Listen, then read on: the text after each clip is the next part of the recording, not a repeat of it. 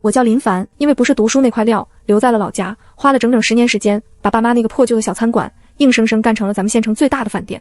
今天是个好日子，我刚在后厨对完账，盘算着年底拿了分红，再跟爸妈借个50万，就能凑够滨海市的房产首付了。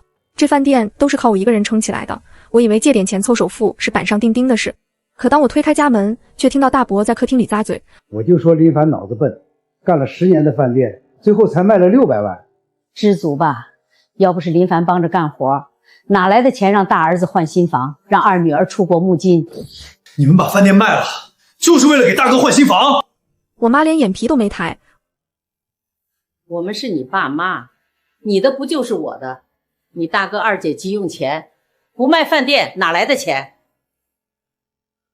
你吼什么？你大哥孩子快出生了，不得换个大房子？你二姐上进想出国读博，我和你妈不得支持？你能不能懂点事儿？我懂事儿，那我呢？苏婉说了，月底不买房就分手。事情有轻重缓急，你大哥二姐是我们老林家的门面，所有事儿都要以他们为先。门面？我冷笑一声，我这10年的血汗，难道只配挤他们的门面当垫脚石？我深吸一口气，做出了一个让他们后悔终生的决定。来，趁热吃。你哥哥姐姐费脑子需要补，你整天在后厨帮忙，用不上脑子。凡凡，我和你妈帮衬他们，等他们发达了反过来帮你。你学习不好，没出息，咱们得有远见。我没出息，小时候家里穷，是我把上学的名额让给他们，心甘情愿留在家。后来他们工作、结婚、生子，哪一样不是花我赚的钱？别吹牛了，林凡，像你这种废物，给你1万次机会你也把握不住。不就是晚点结婚吗？那就晚点结。爸妈，我到底是不是亲生的？当初大哥在滨海买房，张口要200万，你们眼都没眨；首付80万，你们嫌多。你跟你大哥真的比得着吗？他是滨海市的公务员，你一个县城二流子，还想去大城市买房？没钱，别打肿脸充胖子。我环顾着这个家，二老生病是我背着去医院没日没夜的照顾，家里的开销是我起早贪黑赚来的，可到头来好名声全是他们的，我只落得个二流子的骂名。最后问一遍，我咬着牙死死盯着他们。你们真不打算给我出1分钱了是吗？我妈毫不犹豫地回答：钱都给你大哥二姐了，哪有钱给你？好，既然如此，从今以后，你们所有的情谊与我无关。你们有任何问题，去找你们引以为傲的儿女。我摔门而出，既然这个家容不下我，那我就去滨海市配人样。可我没想到，在大城市迎接我的是更残酷的羞辱。滨海市的霓虹灯刺得我睁不开眼，我拎着破旧的行李包，找到了大哥和二姐常去的高档餐厅。隔着玻璃，我看到他们正举着红酒杯庆祝。我推门进去，径直走到桌前。老三，你不在老家陪爸妈，来滨海干嘛？饭店被卖了，我没工作了，我想在市里买房和苏婉结婚，来大城市闯荡。二姐林思瑶立马放下酒杯。你要来打工，我们家可没空房间啊。我没想住你们那儿，我只想找个工作，顺便借点钱付首付。借钱？我出国读书的钱都是爸妈给的，我哪有多余的钱？就你这学历能找到什么工作？你在老家待得好好的，跑市里凑什么热闹？赶紧回去，别给我们添乱。我忍不住拔高了音量。我自私，这些年我照顾爸妈，供你们读书结婚，难道不够吗？我的饭店被卖了，给你们买房出国，我就想借点钱结个婚，我有错吗？想结婚回县城结去，老家不有县城的房子吗？结了婚还能照顾爸妈。在他们眼里，我生来就是为了给他们收拾烂摊子的工具人。我没有再看他们一眼，转身走出了餐厅。寒风刺骨，口袋里的手机震动起来，是苏婉。我以为这是我最后的一丝温暖，却没想到是万丈深渊。江边的风很大，苏婉裹着风衣，连看都没看我一眼。林凡，我们分手吧。他的声音被风吹得很碎，却字字扎心。为什么？就因为我现在没钱买房。老婆，你再给我一点时间好不好？就算没有家里帮忙，我努力工作，我也能在这座城市立足。你太天真了，你知不知道在滨海市买一套房要多少钱？不就几百万吗？我拼了命去赚。林凡，你清醒一点，像我们这样的普通人，没有家庭的帮扶，根本就可能在滨海市买房。我等了你5年，我已经29了，我真的等不起了。他转身拦下了一辆出租车。苏婉，我大喊一声，车门关上，尾灯在夜色中划出一道冰冷的红线，毫不留情地消失在街角。他连回头的机会都没给我。脑海里不断回放着大哥嘲讽的嘴脸，你这个县城二流子还想去市里买房？没钱别打肿脸充胖子。父母冷漠的声音，投资也是要看性价比的。我一个人站在江边，任由冷风灌进脖子。所有人都觉得我是个靠不住的废物，所有人都觉得我离开了那个破饭店就活不下去。好啊，不就是80万首付吗？我不靠你们任何人。我擦干脸上的水渍，转身走进了滨海市钢铁森林般的夜色里。接下来的1个月，我每天省吃俭用，四处求职，但因为只有高中学历，我甚至没机会把话说完。陈总，您看一下我的简历，虽然我学历低，但是我在老家……你这种人没用的，真是浪费时间。下一个。HR 将我的简历像废纸一样扔进了垃圾桶。我走在大街上，饿得胃里反酸。路过一个垃圾桶时，一个穿着破旧夹克的干瘦老头正兴奋地扒拉着里面的空瓶子。好不容易捡着个贵的，1毛1个。我蹲下身，帮他把滚落的瓶子捡起来递过去。小伙子，找工作不顺利，不嫌弃的话，跟我干吧。大爷，我虽然落魄，但还不打算捡破烂。谁说我是捡破烂的？老头随手扔掉手里的塑料袋，眼神突然变得无比锐利。第二天，当我站在圣药集团销售部报道时，我才知道那个穿得像流浪汉的老头竟然是这里的金总。在他的引荐下，我成了一名最底层的销售。为了尽快凑够首付，我开始没日没夜的工作。别人喝酒，我喝到胃出血；别人不敢跑的客户，我堵在人家楼下3天3夜，满脑子只有一件事：赚钱。短短半年时间，我帮公司做出了上百万的业绩。年底，财务把一张沉甸甸的卡拍在我的办公桌上，40万年终奖。我看着卡里的余额，手都在抖。只有我自己知道，这是我在拿命换钱。正当我准备迎接新生时，一个来自老家的电话再次将我拉入深渊。新年快乐！除夕夜，万家灯火。我独自坐在滨海市不到10平米的出租屋里，给自己倒了杯廉价啤酒。手机屏幕上，银行卡余额显示着83万，除了那40万年终奖，还有我这些年省吃俭用攒下的血汗钱。这时电话响了，屏幕上闪烁着爷爷2个字：小凡啊，新年好。爷爷知道你心里委屈，你爸妈那是办得太偏心，我把你爸骂了一顿。爷爷的声音有些沙哑，却是我这大半年来在冰冷的大城市里听到的最温暖的话。我眼眶一热，强忍着喉咙的酸楚。爷爷，我没有跟他们置气，我只是想明白了，靠谁都不如靠自己。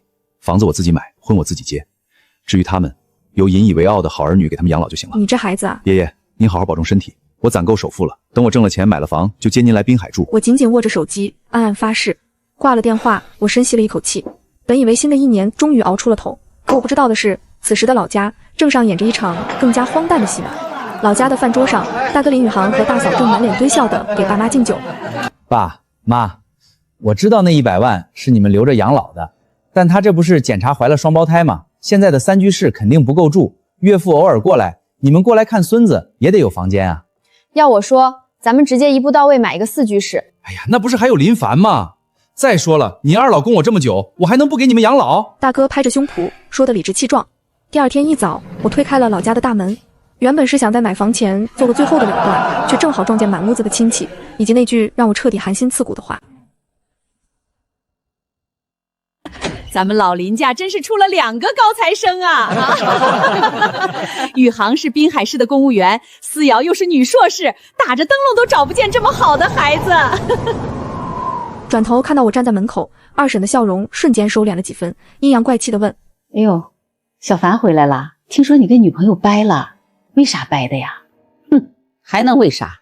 那小子从小就好高骛远，自己没多大本事，还想学他哥他姐在城里买房，他买得起吗？二婶撇撇嘴，一副看热闹不嫌事大的表情。我说你们俩也真是的，他也是你儿子，有钱就给点呗，人都谈了5年了，就为个婚房，说散就散。我给得着吗？这就好比人炒股，谁不想回报率高的？他烂股一只。我站在门口，冷风顺着没关严的门缝直往脖子里灌，仿佛听到了个天大的笑话。我这只烂股不配站在这儿，我爱计较到10年奋斗给你们做了嫁衣，最后自己落得个不孝子的名声。我这么一无是处还回什么家呀？你发什么神经？大过年的你非要闹得鸡犬不宁是不是？爸妈不就是给我和二姐多花了一点钱吗？跟他废什么话？我怒极反笑，大步径直走到饭桌前。那你们打算把最后那100万养老钱也给大哥，这又算什么？此话一出，整个喧闹的客厅瞬间陷入死一般的寂静。我妈脸色骤变，眼神慌乱地躲闪着。你怎么知道我们有100万？我不光知道，我还知道你们正打算把这最后100万也给大哥，是吗？我逼近一步，毫不退缩地直视着我妈的眼睛，不给她任何逃避的机会。林凡，你这话就不对了。大嫂眼看事情败露，尖锐的声音立刻响了起来。我怀的可是双胞胎，是咱们老林家的功臣，以后爸妈养老，我跟大哥肯定全包。用什么养？我毫不客气地当众怼了回去，用爸妈的钱给他们自己养老吗？大哥是公务员，但他1个月工资才5000块，在滨海连自己都养不活。你这个逆子！我爸被戳中了痛处，气得浑身发抖，猛地举起巴掌就要往我脸上扇。我站在原地，连眼睛都没眨一下，冷冷地看着他。你今天要是打下来，那我们父子情分就彻底断了。我再问一遍，这最后的100万，你们到底是怎么想的？我妈心虚地拉住我爸的胳膊，嘴里还在嘟囔着狡辩，还能怎么想？这钱肯定是你大哥的，他们为老林家传宗接代，那就是最大的功劳。你连女朋友都保不住，你要那钱干嘛？我深吸了一口气，绝望地闭上了眼睛，心里一直苦苦支撑的那最后一丝亲情的火苗，被这句话彻底浇灭。5年感情的破碎，10年心血的付出，在他们眼里，甚至连给大哥换大房子的一个零头都比不上。在他们眼里，我就是一个彻头彻尾的失败者。好，既然如此，那就算做个了断。我睁开眼，掏出手机和一份早就准备好的打印文件，重重地拍在桌子上。我把手机屏幕调到最亮，直接对到他们面前。看清楚了，这银行流水有83万。我语气平静的可怕，没有任何情绪的起伏，不多，够我在滨海市首付一个小房子的钱。没靠你们，以后也不会。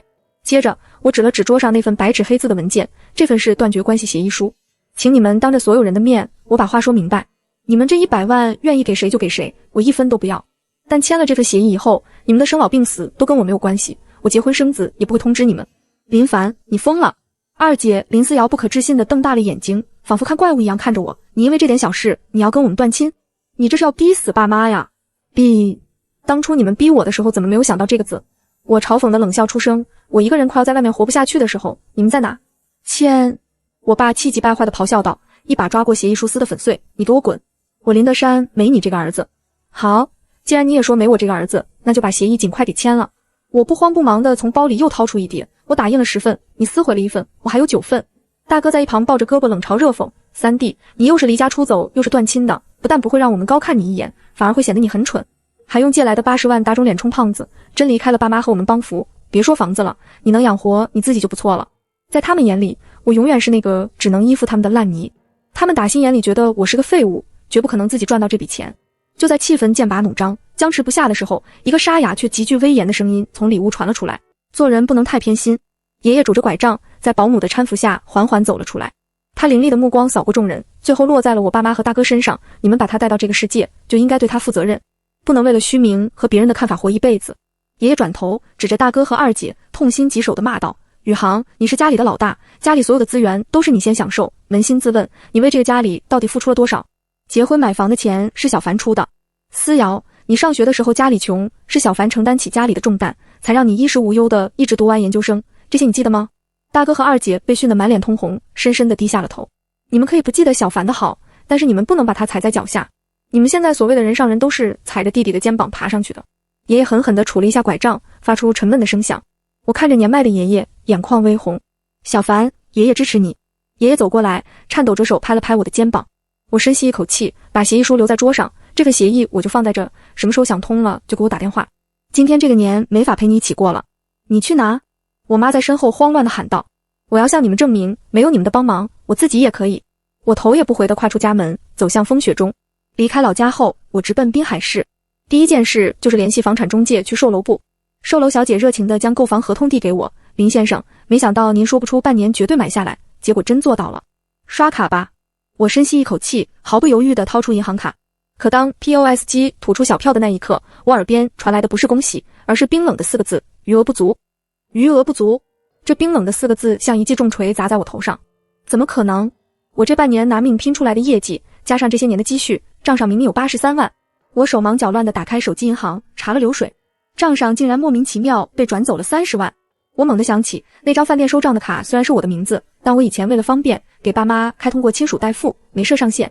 我疯了一样冲回老家，刚走到门口，就听见屋里传来大嫂娇滴滴的笑声：谢谢爸妈多加30万，让2个宝宝一出生就能住上最好的学区房。只要能让我大孙子住上这最好的学区房，那这30万就花得值。我爸爽朗地笑着：你们可千万别让林凡知道了，又得跟咱们闹。我大脑一片空白，一脚踹开了大门。你们刚刚说多加了30万。我双眼通红地盯着他们，声音冷得像冰：我的账户里莫名其妙少了30万，是你们拿的？屋里瞬间死一般的寂静。大哥大嫂面面相觑。我爸咳嗽了一声，硬着头皮开口：儿子，你大哥大嫂买房子还差30万，我们就挪用了一下。你放心，我们一定尽快给你补上，你千万不要生爸妈的气。别生气。我气急反笑，指着他们的鼻子：未经我同意私自动我的钱，你们这根本不是借，是偷。偷字一出，仿佛触碰了他们的逆鳞。接下来他们那副理直气壮的嘴脸，彻底刷新了我对家人的认知下限。早就看出你小子是个白眼狼了。我爸猛地站起来，指着我破口大骂，你大哥大嫂就是想换个环境更好的学区房，给你借点怎么了？这是借吗？我脖子上的青筋暴起，咆哮道，我累死累活打工半年才挣到的30万，就是为了给你们换大房子的。大哥林宇航干咳2声，装出一副无辜的样子，三弟，我们要早知道那是你的钱，肯定不会让父母拿出来的。咱说实话，你才29，现在老家凑合几年也不是不行，凭什么要我凑合？我死死盯着他，如果非要凑合，为什么不能是你们凑合一下呢？大嫂翻了个白眼，不耐烦地说，这是我们的家事，那钱爸妈既然拿出来了，就是孝敬他们的，怎么能叫偷？看着他们这副理所当然的嘴脸，我心彻底沉入了谷底。我原以为血浓于水，却不想在这家人眼里，我连个提款机都不如。好，既然你们不讲情分，那就别怪我不顾血缘。我掏出手机，冷冷地看着他们。那不是30万，那是我拿命换来的血汗钱。我冲着父母怒吼，现在立刻把30万还给我，现在就要！我爸猛拍桌子，钱都已经付了首付了，现在我们去哪给你搞30万？我看你就是在找茬，非得要跟我撕破脸。我妈在一旁抹着眼泪，开始道德绑架。小凡啊，那是你未来的亲侄子，你全当赞助他们不行吗？赞助？你们未经允许私自转移我的财产，这在法律上叫盗窃。我毫不退缩地盯着他们，这30万数额巨大，够你们在里面蹲好几年了。大嫂在一旁阴阳怪气，吓唬谁呢？一家人拿点钱算什么盗窃？警察来了也管不着家务事，是吗？我绝望地看着这对将偏心刻在骨子里的父母，惨然一笑。父母生恩难报，但这些年我给家里当牛做马，也早就还清了。因为你们不肯帮忙，苏婉已经跟我分手了。现在你们连我最后安身立命的钱都要抢，你们根本就没把我当人。既然他们不给我活路，那就别怪我六亲不认。今天这钱要是拿不回来，咱们直接法庭上见。我厉声喝道。你没资格说他。我猛地转身，眼神像要吃人一样死死盯着大嫂。爸，你们满意了？我凄厉地笑着，指着门外，你们儿子彻底结不了婚了。为什么我活得幸福就这么难？我到底做错了什么呀？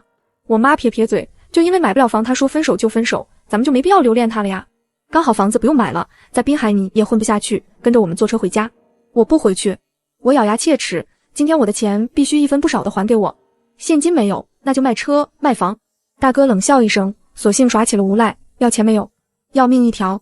好，我看你们今天也没有打算把钱还给我。我掏出手机，毫不犹豫地按下110，那就交给警察来处理吧。林凡，你疯了！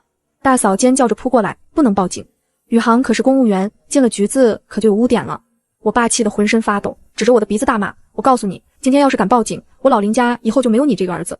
从今以后，桥归桥，路归路，你们再也不是我的家人。我决绝地按下拨号键。为了保住大哥的铁饭碗，他们最终能把钱吐出来吗？最终，为了保住大哥的铁饭碗，他们不得不把钱吐了出来。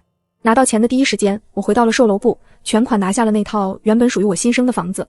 拿到钥匙的那一刻，我知道我和那个家彻底恩断义绝了。回到滨海市，我把所有的憋屈都化作了拼命的动力。南洋重工全厂产业升级，一直是我们公司啃不下的一块硬骨头。销售部早会上，金总眉头紧锁，一旦拿下了，就是你人生的跳板呀。这单的提成不会低于6位数。办公室里鸦雀无声，之前去了3个销售都被拒之门外，谁也不敢去碰这个钉子。金总，我想试试。我站了起来。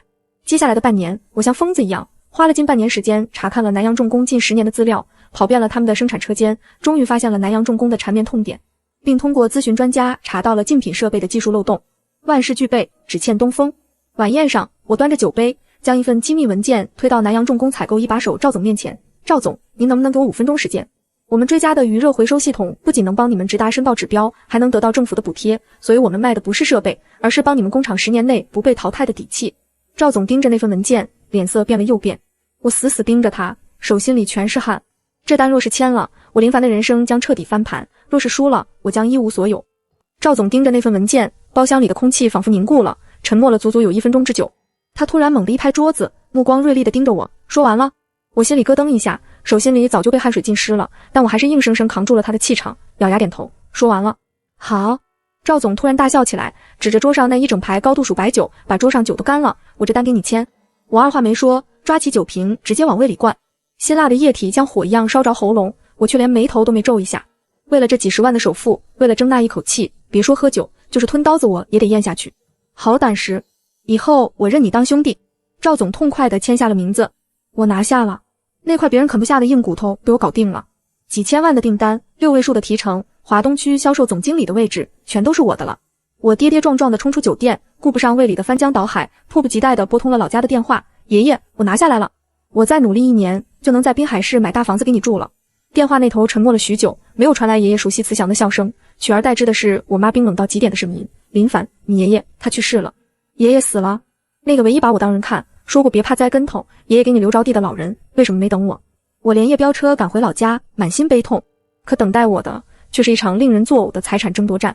我一路风驰电掣赶回老家，爷爷的遗像冷清地摆在堂屋正中央，还没等我跪下磕头，耳边就传来了分家产的算计声。总共3间老屋，老大家里人口最多，给宇航这间最大的。我和你爸要伺候你二姐，给思瑶分那间小客房。我爸坐在太师椅上，慢条斯理地分配着遗产，大家还有什么异议吗？我有异议。我双眼通红地冲进屋，指着他们，这是爷爷的房子，凭什么没我的份？你想让我怎么分？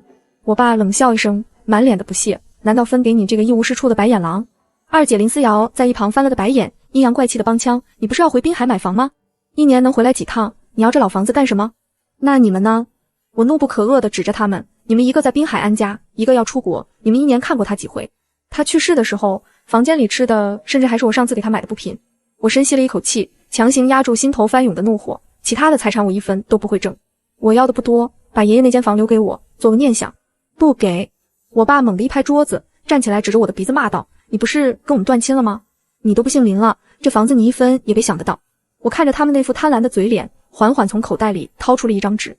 我没有任何废话，直接把爷爷留下的亲笔遗嘱重重地拍在桌上。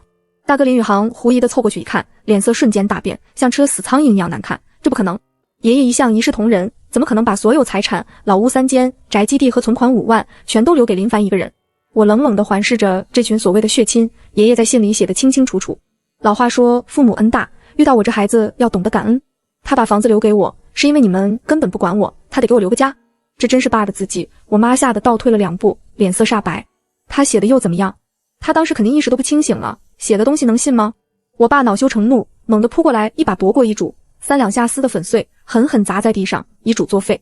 爷爷去世了，这个家我做主，我说不给就不给。漫天碎纸飞舞，大哥甚至上前狠狠推搡我一把，赶紧滚出去！你现在连林家人都不是了，来这就是多余。如果我要定了呢？我退后一步，毫不畏惧地掏出手机，拨通了一个号码。宋律师，这里有个遗嘱继承纠纷的案子，对，请你现在立刻赶过来。听到律师2个字，满屋子叫嚣的人瞬间安静了下来。短暂的死寂过后，屋里爆发出更加刺耳的哄笑。到底是去大城市待了2天，都学会吓唬人这一套了。我爸不屑地冷哼一声，眼神里满是轻蔑，就你现在那点底薪，除过房租和吃饭，我不信你还有钱请律师。大哥也抱着胳膊在一旁跟着嘲讽，三弟，你这花光所有家当请个律师来演戏，有必要这样赌气吗？想要这房子也行。我爸指着地下的青砖，跪下来老老实实道个歉，就为了一块破地，儿子给老子磕头不过分吧？我冷眼看着这群自以为是的跳梁小丑，一言不发。半小时后，一辆黑色的奔驰迈巴赫稳稳停在院门外，一个西装革履、气质精英的男人提着公文包大步走进来，径直来到我面前，极其恭敬地深鞠一躬，林总，您的代理律师已就位。林总，大哥嘴角的嘲笑瞬间僵住了，眼珠子都快瞪出来了，你们刚刚叫他什么？我爸妈更是像见了鬼一样愣在原地，他们死都不肯相信，那个从小被他们打骂、被视为废物的儿子，怎么可能摇身一变成了别人嘴里的林总？但接下来宋律师拿出的东西，直接将他们打入了深渊。肯定是我们听错了，他在滨海那种地方能干什么？8成是做些上不了台面的散活。大哥强装镇定，试图找回点面子。宋律师连眼皮都没抬一下，根本不理会他的叫嚣，直接从公文包里拿出了一份完整的文件和一支录音笔。这是遗嘱的公证件备份，至于刚才被你们撕毁的那份，完全不影响他的法律效力。宋律师按下录音笔的播放键，爷爷沙哑而慈祥的声音在堂屋里回荡：小凡啊，自己在外面要好好吃饭，熬不下去想回家的时候，爷爷在家等你，咱不怕输，爷爷给你留着地呢。听到这声音，我的眼泪再也控制不住的决堤。宋律师转身，眼神犀利地看向我爸：林先生，证据链确凿，如果打官司，你们毫无胜算，并且遗产案件公开审理，到时候街坊邻里人尽皆知，你们确定要撕破脸皮吗？我爸的脸一阵青一阵白，彻底瘫软在椅子上，摆了摆手，算了，就按老爷子的遗嘱来，别得意，你这样对我们早晚会遭报应的。我妈恶狠狠地咒骂着被赶出老屋，我没有理会，独自来到爷爷的坟前磕了3个响头。半年后，滨海市一场数亿项目的竞标会上，我看着候选名单上综合评分第1的那家公司，嘴角勾起了一抹冷笑。猎杀时刻到了。半年后，滨海市凭借着南洋重工的项目，我不仅拿到了丰厚的提成，还拉到了人生第一笔风投，创立了属于自己的公司。我站在迅达科技总裁办公室的落地窗前，俯瞰着这座曾经让我受尽屈辱的城市。如今，我已经彻底站稳了脚跟。助理审念地上最新文件，林总，城东智慧园区的开发项目我们中标了。目前选定的候选企业有3家，其中宏远控股的综合评分最高，据说他们老板当过很多年的公务员，所以这方面的资源很广。宏远控股，我不由得在心里冷笑，那可是我好大哥林宇航的公司，放着好好的公务员不干，竟然出来创业了。这些就等聚餐之后再确定，越是着急的事情越要晚着来。我摆摆手，去那家新开的火锅店庆祝。晚上，火锅店里人声鼎沸，沈念兴奋地介绍，听说老板和老板娘是闪婚，两人一起开了这家火锅店，没想到生意这么火。正说着，服务员端着锅底走过来，四目相对的那一刻，我们都愣住了。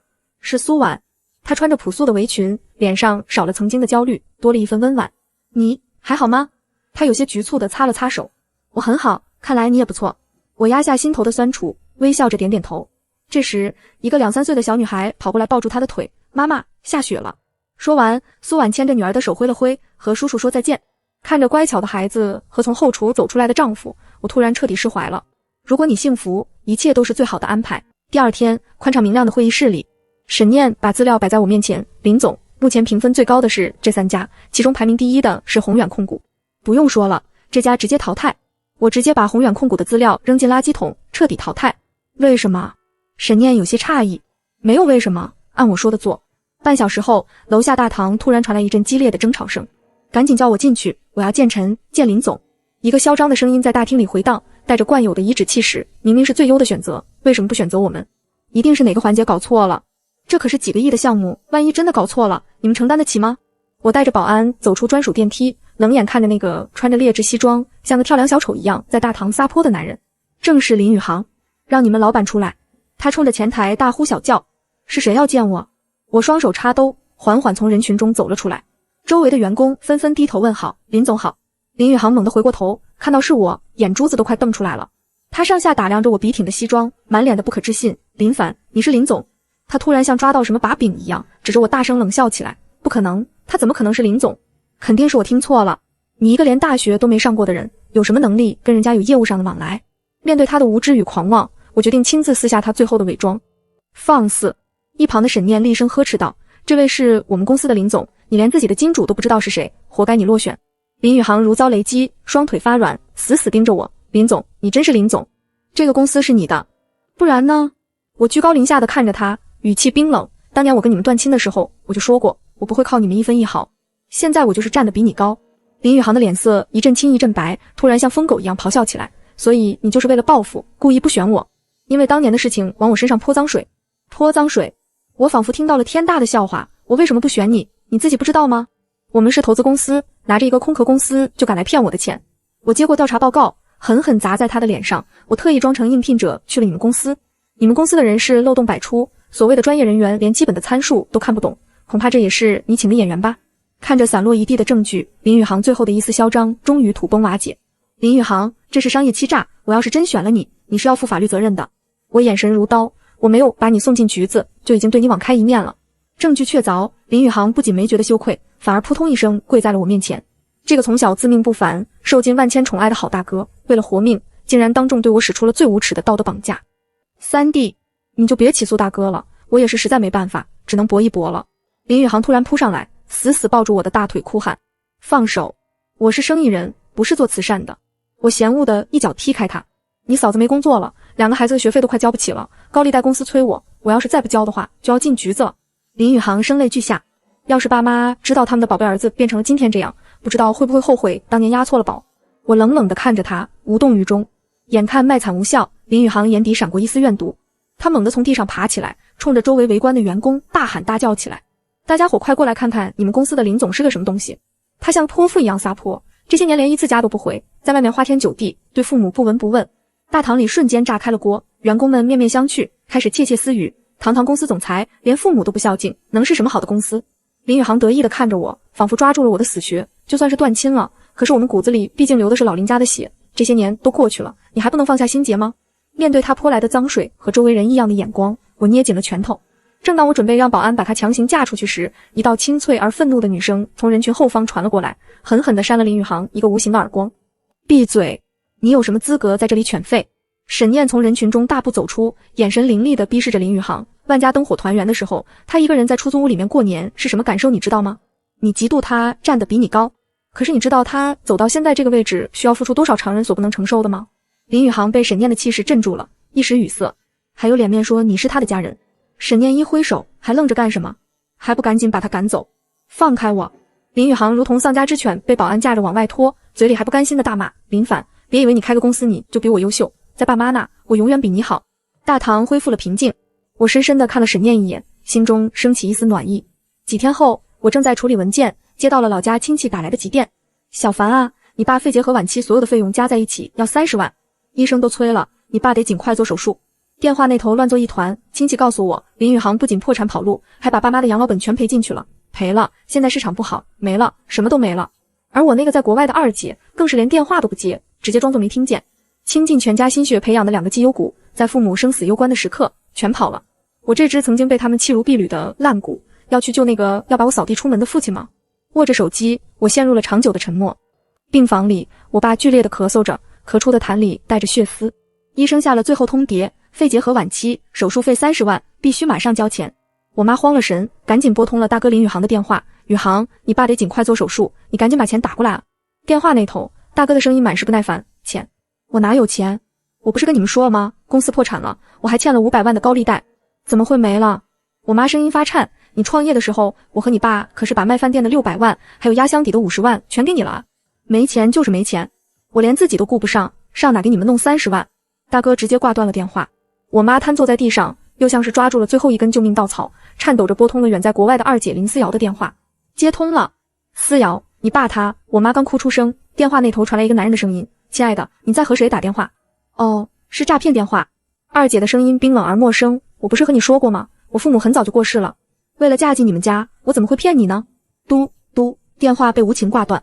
倾尽家产培养的2个骄傲，一个榨干了父母的血汗钱，一个直接当父母死了。绝望的二老在医院里抱头痛哭，而此时我正带着助理沈念恰好来这家医院视察。院长，自从我们迅达科技投资了医院以后，我还没来看过，今天顺便转转。我带着沈念走在医院走廊上，婉拒了院长的陪同。刚走到缴费处，就听到一阵熟悉的哀求声：护士，求求你了，我儿子肯定会把钱打过来的，你们先安排手术吧。我妈拉着护士的袖子，哭得一把鼻涕一把泪。阿姨，医院有规定，必须先交费。护士无奈地甩开她。我停下脚步。6、7年没见，我妈头发白了大半，身形佝偻，而我爸躺在不远处的推车上，脸色蜡黄，奄奄一息。林凡。我妈一转头，看到了西装革履的我，先是一愣，随即仿佛看到了救星。小凡，真的是你？你穿得这么好看，妈都快认不出你了。我冷冷地看着他们，没有说话。推车上的我爸也睁开了眼，看到是我，原本虚弱的脸瞬间沉了下来。哼，他要是混得好，还能不联系家里？不过是打肿脸充胖子。我冷笑一声，到了这步田地，他那可笑的自尊心还是高高在上。小凡，我妈赶紧拉住我的胳膊，你爸这病拖不得，30万手术费，你大哥二姐联系不上，你既然来了，就把医药费交了吧。我看着他那理所当然的眼神，积压在心底7年的怨气瞬间爆发。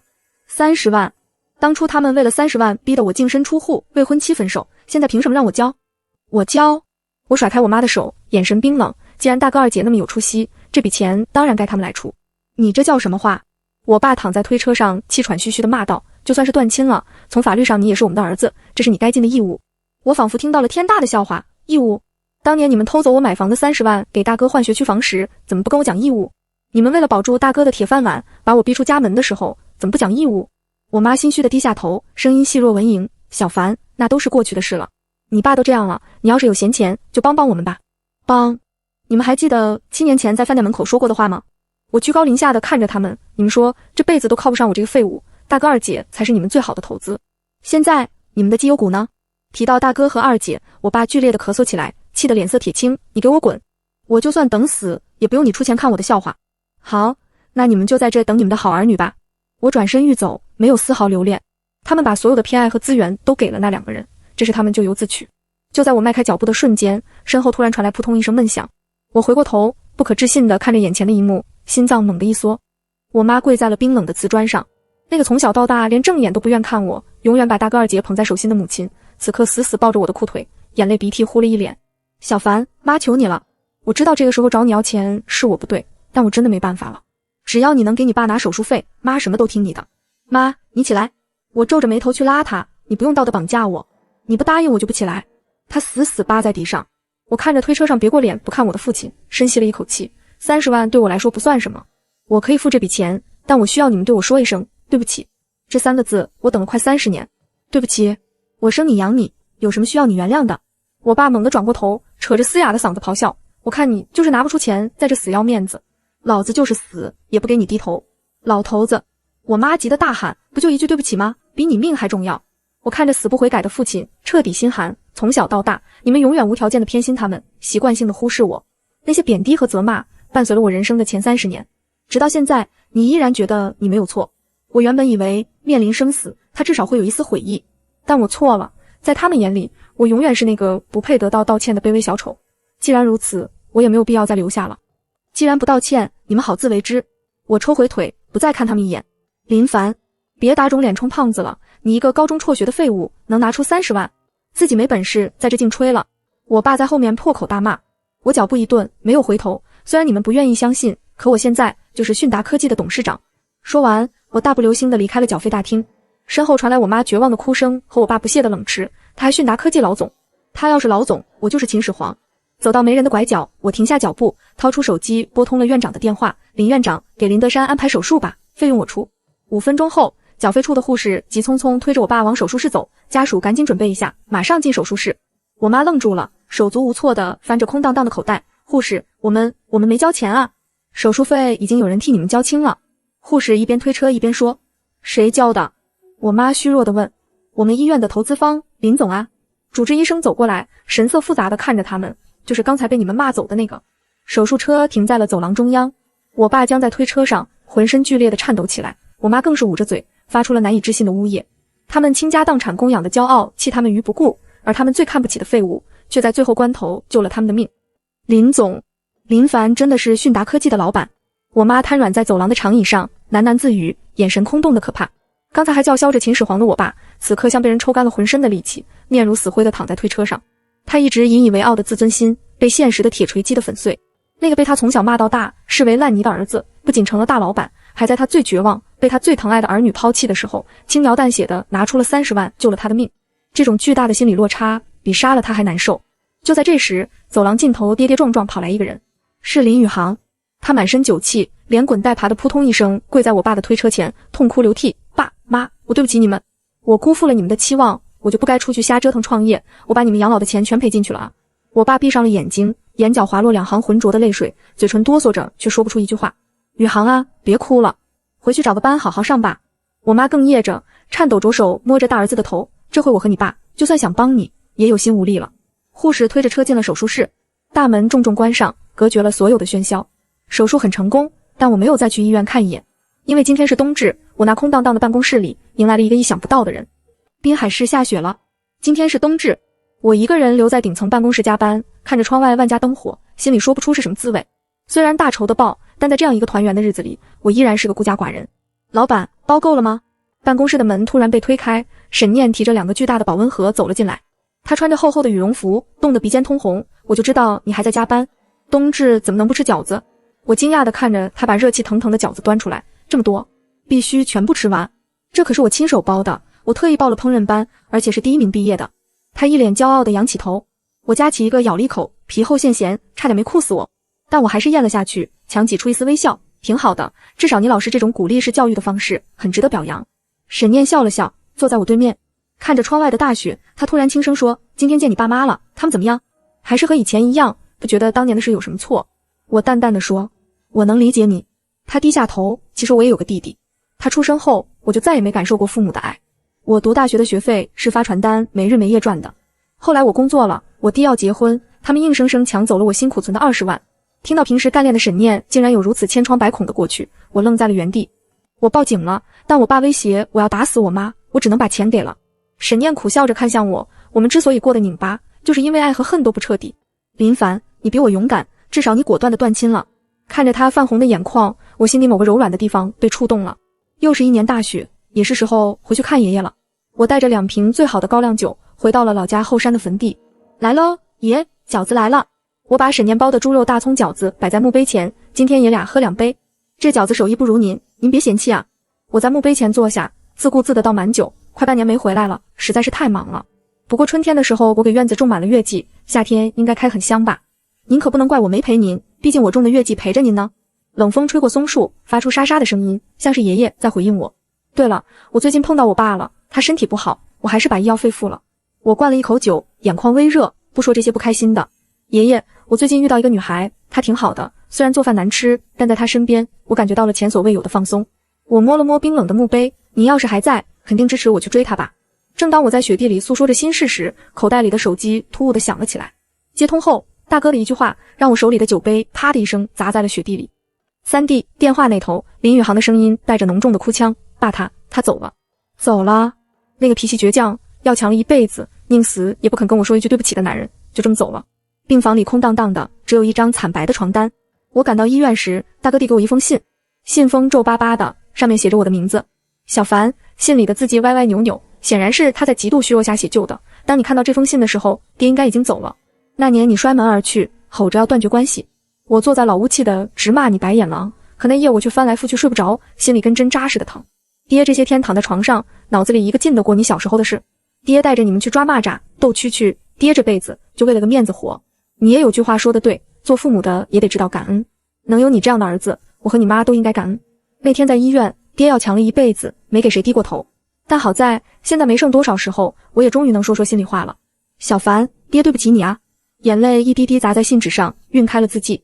为什么我们总是这么遗憾？我攥着信纸，跪在空荡荡的病床前，泣不成声。我恨你，但我却忍不住为你难过。你这么强横的一个人，为什么要躺在这里？你给我起来啊！父亲去世后，母亲受到了巨大的刺激，精神彻底崩溃了。她依仗父亲活了大半辈子，父亲走后，她的记忆出现了严重混乱。我把她接回了乡下老屋，有时候她会回到很多年前，回到她还没成为一个母亲的时候。妈，你要去哪？我看着她在镜子前梳头。我姐妹约我去看电影，看完还要去烫头发，就跟明星似的。母亲笑得像个少女。当大人太累了，忘了这一切也许是种解脱。为了还债，大哥把滨海市的房子卖了，我给了他一份底层的销售工作，慢慢还债。大嫂则留在老家照顾母亲。这一天，院门被推开，一个满脸憔悴的女人扑倒在院子里，嚎啕大哭。是二姐林思瑶。妈，女儿不孝，我回来了。她跪在母亲面前，我没见爸最后一面，我对不起你们，以后我就留在县城工作，哪也不去了。母亲歪着头看了她半天，突然笑了。你怎么哭了？今天村东头要放电影，我们去看吧。妈，我是思瑶啊。二姐绝望地抱住母亲。面对这物是人非的场景，我站在屋檐下，深深地叹了口气。就在这时，一辆熟悉的车停在了院门口，一个清脆的声音打破了院子里的悲伤氛围。我回头一看，竟然是沈念。她来这里干什么？院门外传来一阵汽车引擎的轰鸣声，一辆惹眼的白色越野车稳稳停在满是积雪的泥路上。车门推开，一个穿着长款羽绒服、围着红围巾的女孩走了下来。她看着手机上的导航，推开了我家虚掩的木门。林总，你们家是麻丘村125号吗？清脆的声音瞬间打破了院子里压抑死寂的氛围。我猛地回过头，整个人都愣住了。沈念，她怎么跑到乡下来了？她提着大包小包的年货，探头探脑地走进来，长长地舒了一口气。看来我找对了，那我就不客气喽。哎呦，拎着这一路，真是累死我了。当她抬起头，看到院子里跪在地上的二姐以及默默流泪的大嫂时，她明显愣了一下，疑惑地眨了眨眼。哎，大过年的，你们怎么都在哭啊？